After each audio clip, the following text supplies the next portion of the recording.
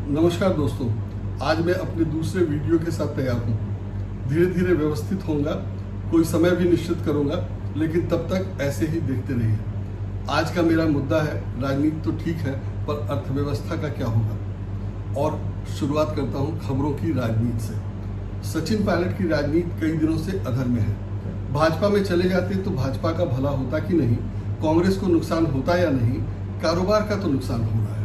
और यह नुकसान हर बार सरकार बदलने या बदलने की कोशिश से होता है, कम या ज़्यादा। आपने सुना होगा कि सचिन पायलट के समर्थक विधायकों को दिल्ली के पास हरियाणा के एक रिसोर्ट में ठहराया गया है। इसी तरह अशोक गहलोत के विधायकों को जयपुर के पास एक रिसोर्ट में ठहराया गया है।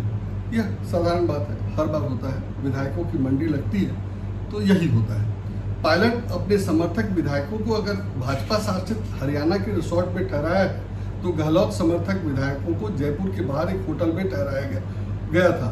टाइम्स ऑफ इंडिया में छपी एक खबर के अनुसार प्रवर्तन निदेशालय जयपुर के इस होटल में 96 करोड़ रुपए के निवेश की जांच करेगा।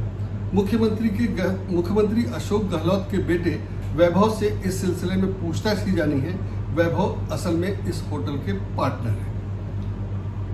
अब ऐसा क्या होता है कि जब कोई विधायक या इस तरह की बात होती है तो एनफोर्समेंट डायरेक्टरेट या प्रवर्तन निदेशालय को निवेश के संबंध में पूछताछ करनी पड़ जाती है। क्या निवेश ऐसे ही हो जाता है? पहले किसी ने नहीं देखा होगा। और अगर पूछताछ करनी है तो पार्टनर से क्यों, उन अधिकारियों से क्यों नहीं जो निवेश को ग्रीन सिग्नल देते हैं या जिनकी जिम्मेदारी है ये सब देखने की। यह तो संभव नहीं है कि कोई आया और निवेश करके चला गया। कोई तो देखता वेखता होगा, कुछ तो नियम कायदा होगा। वो सब कुछ पता नहीं चलता है और यह खबर छपती है। और इस दफ़ा भी यही हुआ कि सिर्फ एक टाइम्स ऑफ इंडिया में खबर दिखी और कहीं खबर दिखी नहीं। तो यह खबर कायदे से लीक की गई है, कहने के लिए इसको एक्सक्लूसिव भी कहा जा सकता है। तो इस तरह खबर लीक करके दूसरी पार्टी को बदनाम करना कि उसका पैसा, या कांग्रेस ने अपने विधायकों को जिस होटल में ठहराया है उसमें काला पैसा लगा है, या अशोक गहलोत के बेटे का काला पैसा है, यही सब खबर फैलाने की बात है। लेकिन अगर ये जांच ही करनी थी तो ये जांच पहले भी हो सकती थी, बाद में भी हो सकती थी। और अगर सोमवार को खबर छपी तो उसके बाद जांच शुरू हो जानी चाहिए थी। और जांच शुरू हुई तो उसमें क्या निकला, कुछ निकला या नहीं निकला, ये भी आ जाना चाहिए था। पर अभी तक वो सब नहीं हुआ है। सिर्फ खबर छपवा कर राजनीति की जाती है। और कहा यह जा रहा है कि पैसा मॉरिशस से आया है, री इन्वेस्ट हुआ है। तो री इन्वेस्ट मॉरिशस से होना बहुत पुरानी बात है। सब लोग जानते हैं कि ये माना जाता है कि काला पैसा मॉरिशस से होकर के भारत में फिर से इन्वेस्ट कर दिया जाता है। तो ये सबको जब पता है तो एनफोर्समेंट डायरेक्टरेट को नहीं पता है, और जिन लोगों के देखरेख में निवेश होता है उन लोगों को नहीं पता होगा। फिर ये क्यों ऐसा होता है कि हर बार इस तरह की जांच की जाती है। और आपको याद होगा कि पिछली दफा जब कर्नाटक में ऐसे ही विधायक ठहराए गए थे तो कर्नाटक में भी कांग्रेस के विधायक या मंत्री का रिसोर्ट था और तब भी उसकी जांच करनी पड़ी थी।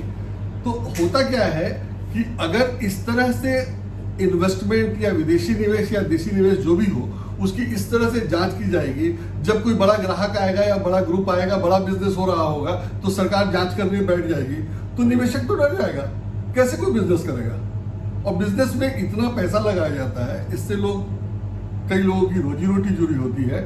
उसके बावजूद अगर इस तरह से बिजनेसमैन को डराया जाएगा या जो इन्वेस्ट कर चुका है उसको ठीक से काम नहीं करने दिया जाएगा, तो इन्वेस्टमेंट का क्या होगा? और आजकल जो स्थिति है, आर्थिक स्थिति खराब हो गई है। और वो कैसे खराब हुई है सबको पता है। 1-2 साल में खराब नहीं हुई है, तो वो 1-2 साल में ठीक भी नहीं होगी।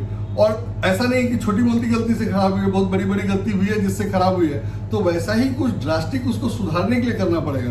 तो सुधारने के लिए तो कुछ होता नजर नहीं आ रहा है, लेकिन गड़बड़ करने वाली जो बातें हैं, जो खराब करने वाली बातें हैं, वो वैसे ही चल रही हैं। बड़ी छोटी सी बात है कि एक होटल में इन्वेस्टमेंट हुआ है और उसकी इंक्वायरी होनी है। लेकिन वो इंक्वायरी तभी क्यों होती है जब पॉलिटिकल इशू होते हैं?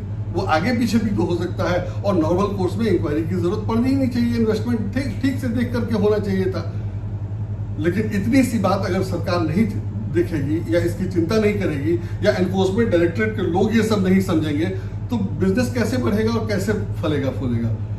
हमारे देश में विदेश से इन्वेस्टमेंट मंगाने की बात हो रही है, आपने सुना कभी कि सरकार ने विदेशी इन्वेस्टमेंट को आकर्षित करने के लिए क्या किया है?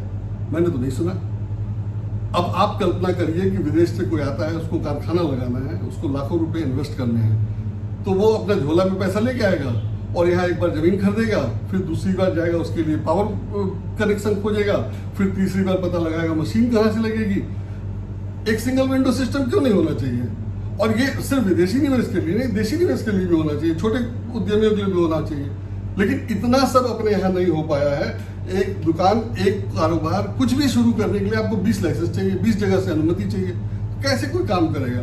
और अभी तक कुछ नहीं किया जा रहा था। कायदे से सरकार जब इन्वेस्टमेंट और डेवलपमेंट और अर्थव्यवस्था को ठीक करने के लिए या कुछ भी काम कर रही है, तो उसमें ये एक इम्पोर्टेंट काम था कि अर्थव्यवस्था ठीक हो।